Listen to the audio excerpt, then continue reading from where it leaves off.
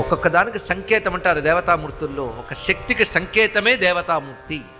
మన కన్ను కేవలం ఒక ఇంద్రియం, విగ్రహం యొక్క కన్ను దర్శన శక్తి. మన చెవి ఇంద్రియం, భగవంతుడి చెవి శ్రవణ శక్తి. ఈ అనంత శక్తులు వాళ్ళకి ఇంద్రియాలుగా భాషిస్తుంటాయి మన ఉపాసన కోసం. అని మన సంస్కృతిలో భగవంతుడికి ఆకారం లేదని మనమే చెప్తాం, ఆకారం ఉందని మనమే చెప్తాం, భగవంతుడు ఒక్కడే అని మనమే చెప్తాం, భగవంతుడు ఎందరో అని మనమే చెప్తాం. కనుక మనకి దేవుడి గురించి ఇంకొకరు చెప్పవలసిన అవసరం లేదు. దైవం గురించి అన్ని విధాలా పరిపూర్ణంగా యుగాల క్రితమే చాటిన సంపూర్ణ ధర్మం సనాతన ధర్మం. దానికి మనం వారసులు.